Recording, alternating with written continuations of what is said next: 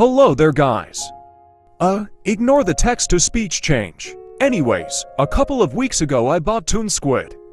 And I found out you could use it to make rigs, so I thought it might be a fun idea to make some for Dandy's World characters. I made one of Goob, which I might make a video about sometime later, but after I made him, I thought the best Toon to do after him would be his sister. So yeah, now I'm doing scraps. Right now I'm making the head and the features on it as well, like the eyes and mouth.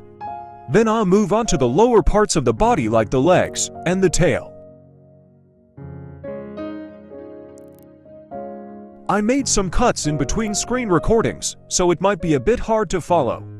But essentially I'm just making different mouths for this part. I'm trying to get elongated versions of sounds for mouths, so that lip syncs can be more smooth without having to draw frames over and over again. I'm gonna slow this part down a bit, but here I'm just adjusting the transform hierarchy with the pupils. Since I'm a bit of a noob when it comes to this, Scraps won't be able to blink.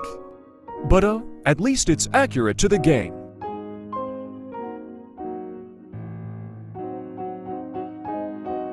I finally moved on to the dress thing she has. Usually I would just trace over it, but since this rig is meant to directly face forward, I have to trace the angle of it, and that was a bit difficult. It turned out surprisingly better than I expected it to, which was pretty nice. For a lot of the rigs I make on this app, I have to draw out new assets because that's what the rig needs. But I don't have any reference to go off of, and I have to just hope I can get it right. Which is annoying, but the payoff is worth it.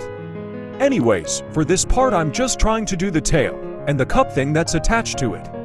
Since I was trying to kind of capture the imperfections of Quill's line work, I had to be smooth with the curves, but also make it look a little wonky, which was very difficult.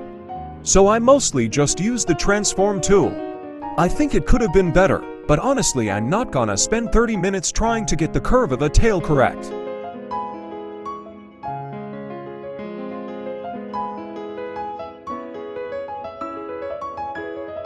Now I'm moving on to the cup, and I don't have much to say about this part besides, it was pretty fun. But you know, since this is one of those red solo cups, do you think you could crush it easily?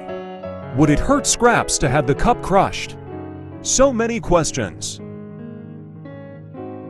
Now I'm just doing the legs and feet, which weren't so bad.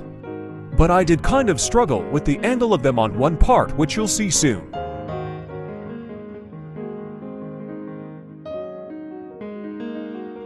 For these rigs I usually take parts from the other side, like her left curled up leg, and copy it to the other, just to give it more expression.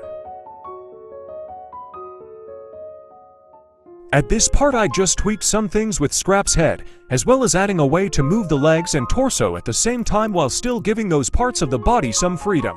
This allows me to make the character do something like this, without the legs going at the same angle. At this part I'm trying to do a resting version of the leg, but I had no idea how to do it correctly. So now she just stands kind of weird, but it's fine since you won't see her legs in a shot most of the time.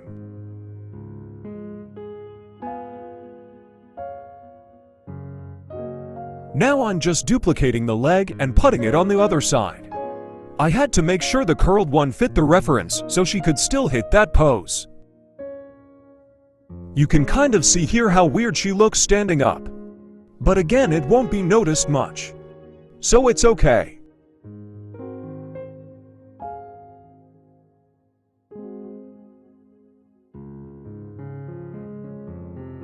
Now I'm just testing the rig so far and seeing how it'll look in some motions, as well as editing some parts a bit.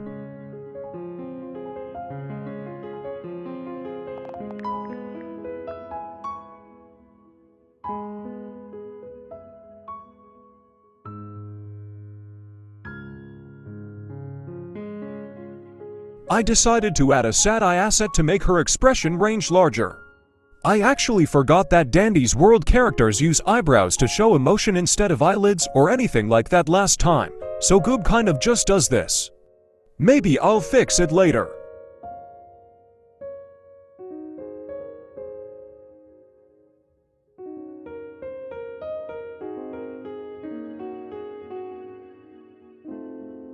I'm honestly pretty proud of how it's going so far. All that I need to do now is add hands and arms, and it's all good. I was gonna add a warp effect to the tail to make it be able to bend more, but I decided not to because it's kind of unnecessary when I don't even need to have her tail visible all the time in the first place.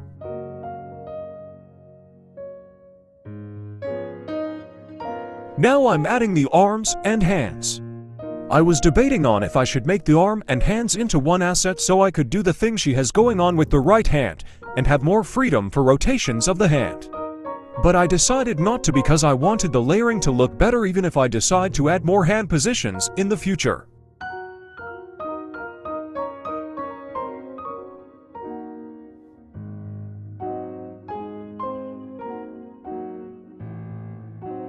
Anyways, with the arms and hands, the rig is now finished and I'm ready to animate with it. I also added a couple extra things in between clips, like another eyebrow expression, which you'll see in the animation itself. But anyways, it's finally time to show off the animation I made. So let's get to that.